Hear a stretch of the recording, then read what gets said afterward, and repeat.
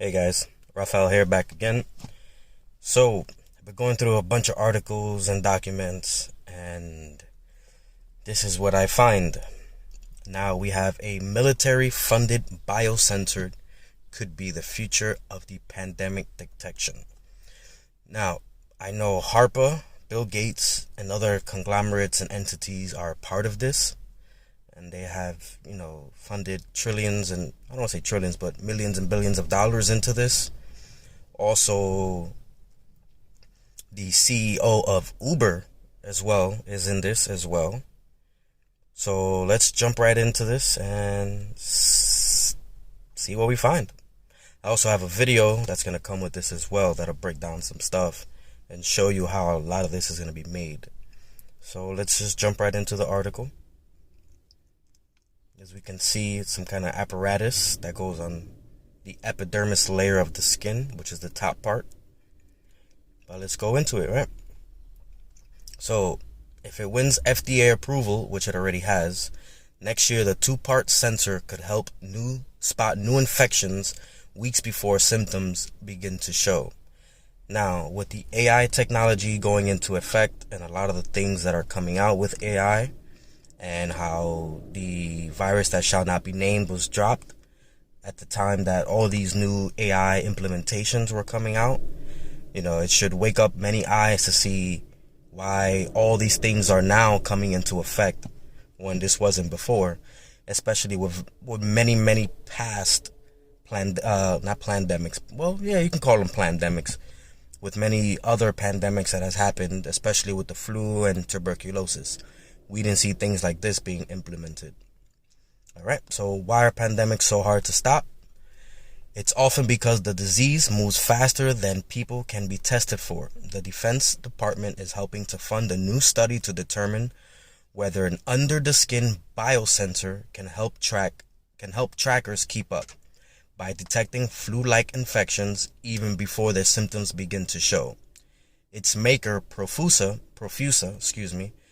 says the sensor is on track to try for the FDA approval by early next year. The sensor has two parts. One is a 3mm string of hydrogel, which is like a material that literally binds to the DNA of your body. And basically you're being overran by nanoparticles, because that's what's in the hydrogel, nanoparticles. A material whose network of polymer chains is used in some contact lenses and other implants. Inserted under the skin with a syringe, the string includes a specially engineered molecule that sends a fluorescent signal outside of the body. When the body begins to fight an infection, the other part is an electronic component attached to the skin.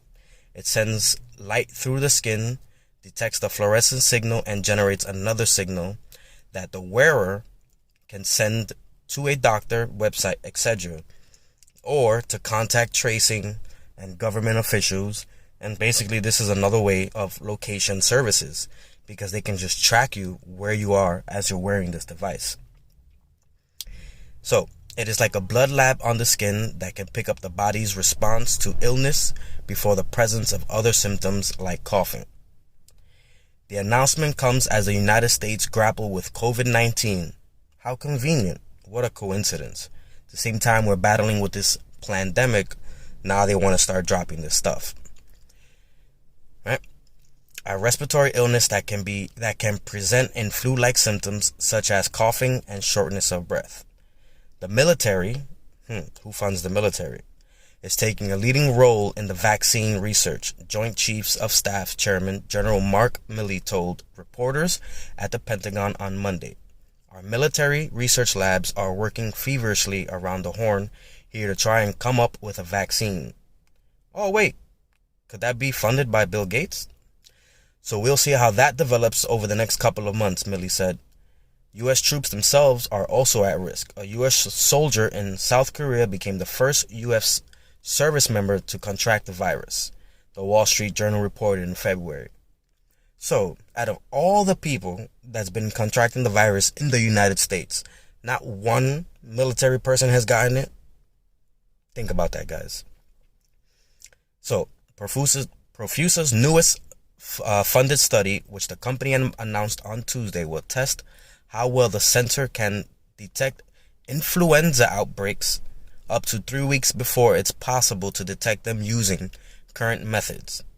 Because the gel doesn't actually emit any signal, it wouldn't give away a soldier's position, so the sensor could be used in sensitive settings like behind enemy lines, Profusa CEO Ben Huang said, which I think is a load of bullcrap.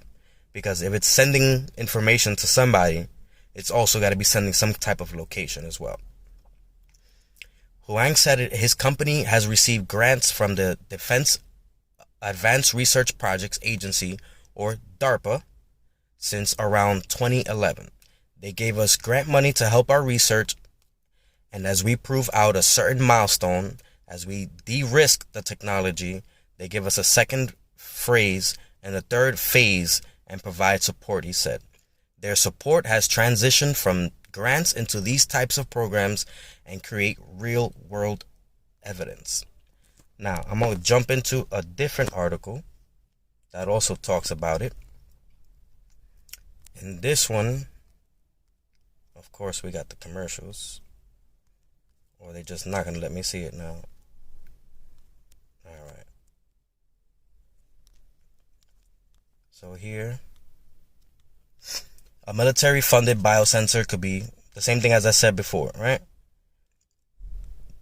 So basically, this article as well highlights what we just spoke about, right? And all these articles I'm also going to put in the description below. Now, I want to go to this one. Bill Gates and Travis Kalanick invest in AI chip startup using light to move data, right?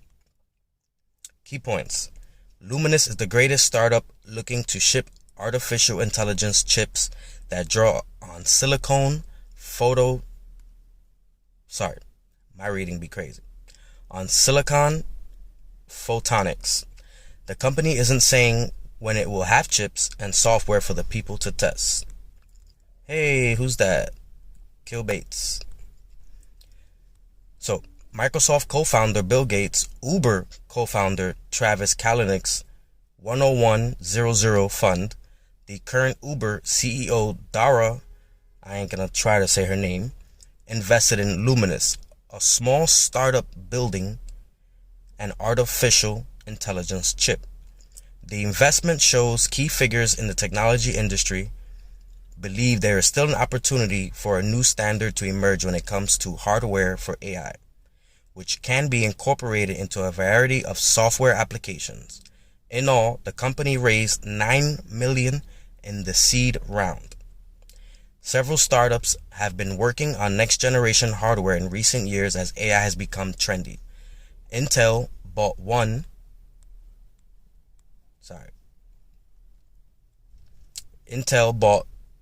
called Nirvana in 2016.